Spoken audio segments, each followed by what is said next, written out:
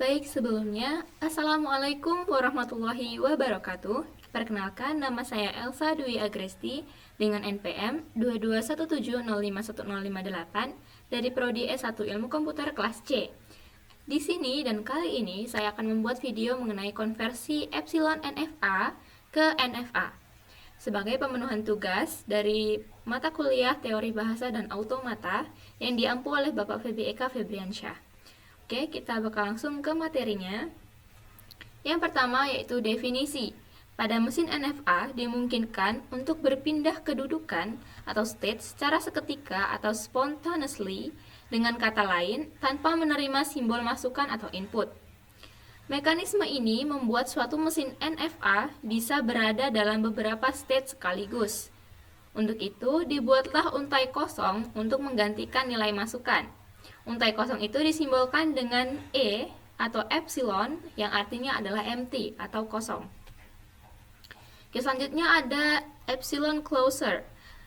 Ia merupakan himpunan state yang dapat dicapai oleh suatu state tanpa menerima masukan apapun. Lalu setiap state memiliki epsilon closer yang menuju ke state itu sendiri. Oke, langsung ke contohnya. Nah, di sini kita punya contoh, itu ubahlah epsilon NFA berikut menjadi NFA. Nah, di sini kita punya state A, B, C, dan D. State A diberi inputan kosong menuju B, state B diberi inputan 1 menuju dirinya sendiri. Nah, di sini kita menentukan bahwa mesin ini adalah mesin epsilon NFA ketika dia memiliki inputan yaitu berupa epsilon atau kosong. Jadi ini nggak tahu nih, dia diinputin 0 atau 1 karena dia sifatnya masih kosong. Nah, ketika diberi inputan epsilon, B akan menuju ke C, lalu C diberi inputan 0 menuju ke dirinya sendiri, dan ketika C diberi inputan 1 maka akan menuju ke D. Nah, di sini kita punya startnya itu A dan final state-nya itu D. Oke, kita bakal langsung lanjut lagi. Nah, di sini kita bakal coba untuk mencari state terdekat atau A closer-nya. Nah, di sini kok bisa kita dapatkan BC di sini atau B di sini padahal A-nya tidak punya inputan epsilon. Oke, jadi di sini kita mulai dari state A terlebih dahulu ya, teman-teman. State A kita beri epsilon.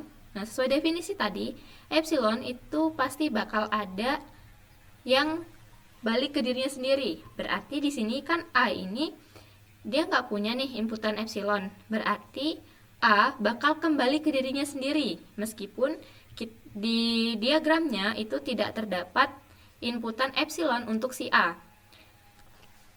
Jadi simpelnya kalau misalkan kita lagi nyari state terdekat seperti ini atau epsilon closer, itu adalah setiap masukan epsilon itu pasti akan kembali ke dirinya sendiri. Nah, jadi kan ini A nggak ada nih inputan epsilon, dia bakal kembali ke dirinya sendiri. Oleh sebab itu, hasilnya di sini A diberi inputan epsilon, hasilnya adalah dirinya sendiri. Nah, selanjutnya lanjut nih, kita bakal coba ke tabel yang ini, yaitu inputan 0. A diberi inputan 0, dia menuju ke B. Ya, hasilnya B.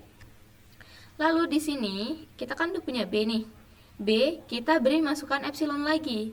Diberi masukan epsilon, di sini di diagramnya ada nih ternyata. Oh, berarti B diberi inputan epsilon, hasilnya adalah C. Nah, ingat kembali bahwa inputan epsilon pasti akan kembali ke dirinya sendiri. Oleh karena itu, hasil yang didapat adalah B dan juga C. Ya, di sini ya, teman-teman. Nah, kita bakal lanjut lagi untuk ngecek nih yang bagian B. Kok bisa dapatnya seperti ini?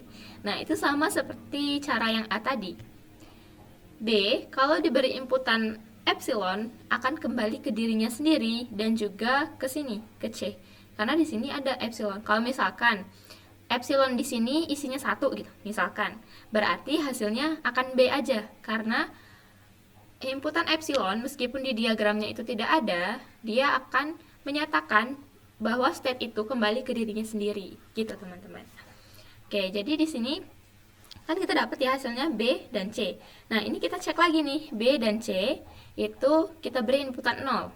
B ketika diberi inputan 0, hasilnya himpunan kosong karena di diagram ini tidak ada state atau panah yang mengarahkan B dengan inputan 0.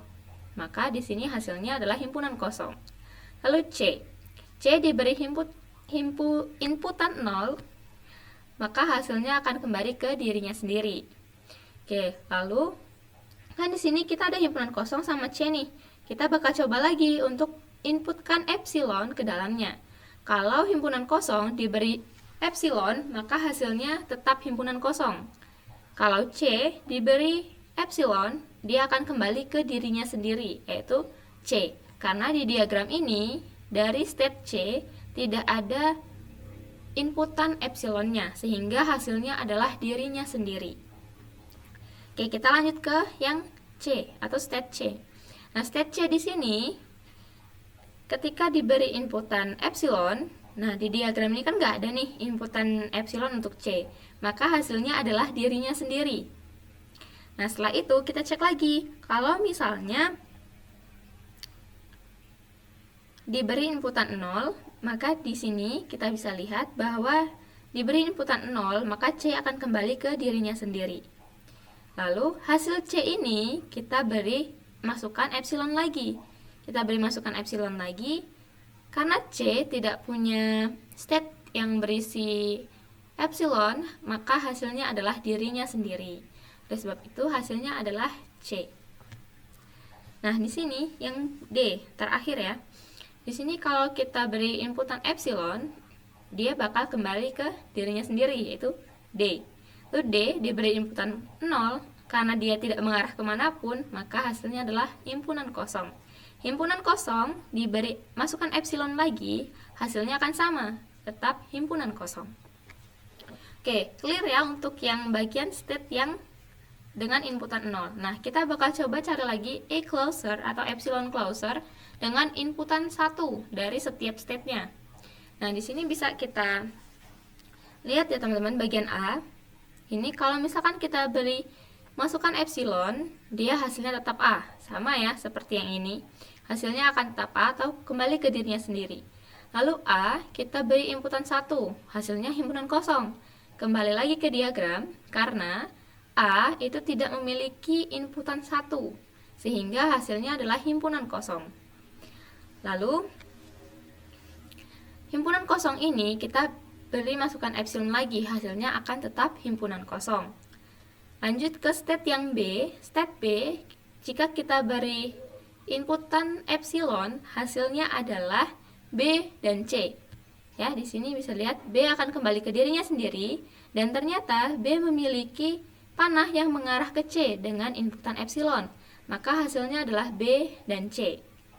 Nah, lagi B dan C ini bakal kita coba untuk beri inputan 1 di dalamnya. B diberi inputan 1, di diagram dia akan kembali ke dirinya sendiri, maka hasilnya adalah B. Lalu C, kita beri inputan 1. C dengan inputan 1, hasilnya adalah D. Maka di sini hasilnya adalah D. Nah, kedua state ini kita coba lagi dengan inputkan epsilon di dalamnya. B, ketika diinputkan epsilon, hasilnya adalah B dan C. Ya, karena yang ini tadi. Lalu yang D, kita beri inputan epsilon, hasilnya adalah dirinya sendiri. Karena di diagram tidak ada state yang ditargetkan oleh D dengan inputan epsilon. Oke, kita lanjut ke yang C nih, state C. C, kalau kita beri inputan epsilon, hasilnya akan dirinya sendiri. Karena tidak ada state yang mengarah ke state lain dengan inputan epsilon. Lalu C, kita beri inputan 1, hasilnya D sesuai dengan diagram. Lalu D ini kita beri masukkan epsilon lagi, hasilnya dirinya sendiri karena D-nya kan nggak kemana-mana. Jadi hasilnya akan dirinya sendiri. Lalu yang D, kita beri inputan epsilon, hasilnya dirinya sendiri. Lalu kita beri inputan 1, hasilnya himpunan kosong karena dia tidak kemana-mana. Lalu setelah himpunan kosong ini kita epsilonkan lagi, hasilnya akan tetap himpunan kosong. Nah, oke teman-teman, di sini kita udah dapat nih kan A closer-nya. selanjutnya kita bakal buat ke tabel transisinya untuk mengubah si diagram ini menjadi diagram NFA yang ekuivalen. Oke, kita lanjut. Nah, di sini kita bakal buat tabel ini tadi, hasilnya kita bakal masukkan ke tabel transisi NFA yang didapat. Nah, untuk mengisi tabel ini, yang teman-teman lihat adalah epsilon terakhirnya, atau nih, kolom yang paling akhir. Ini merupakan hasil akhir dari epsilon closure yang kita dapat. Jadi, bisa kita lihat, kalau A diberi inputan 0, ini sama aja ini yang tabel 0, ini tabel 1. Nah, kalau misalkan A, kita beri inputan 0, hasilnya adalah BC. Ya, ingat, ini adalah tabel 0, ya, dan ini tabel 1. Ketika teman-teman mau mengubah tabel ini ke tabel ini, teman-teman harus melihat kolom yang paling akhir untuk dimasukkan ke tabel yang ini. Jadi, teman-teman, A, jika diberi inputan 0, hasilnya adalah B dan C. Ya. Lalu B diberi inputan 0, hasilnya adalah C. Karena di sini hasilnya inputan kosong dan C, maka di sini ditulisnya C. Lalu C diberi inputan 0, hasilnya C. Ya. D diberi inputan 0, hasilnya adalah himpunan kosong. Jadi kita pindah ke sini ya teman-teman, yang kolom paling akhir ini. Kolom paling akhir kita pindah ke sini. Sesuai dengan inputannya. Sama seperti tabel 1, yang kolom paling akhir ini kita masukkan ke sini. Jadi di sini A diberi inputan 1, hasilnya adalah himpunan kosong. Meskipun di sini hasilnya A. Jadi yang kita lihat kolom paling akhir, hasilnya himpunan kosong, kita pindah ke sini. Lalu B diberi inputan 1, hasilnya adalah B, C, dan D. C kita beri inputan D, hasilnya D. C diberi inputan 1, hasilnya D. D diberi inputan 1, hasilnya himpunan kosong. Jadi didapatlah tabel ini. Nah, kita bakal langsung coba untuk membuat diagramnya, teman-teman. Nah, di sini kita buat diagram berdasarkan dari tabel si NFA ini yang didapatkan tadi. Maka diagram yang dihasilkan adalah seperti ini, teman-teman. Nah, di sini kita punya final state-nya itu D, karena D itu dia dilihat dari diagram yang pertama ya, atau di soal ini adalah dia final state-nya itu D, maka final state di diagram yang baru itu juga D, teman-teman. Oke, mungkin sekian dari saya. Apabila ada kesalahan kata, saya mohon maaf. Saya akhiri. Wassalamualaikum warahmatullahi wabarakatuh.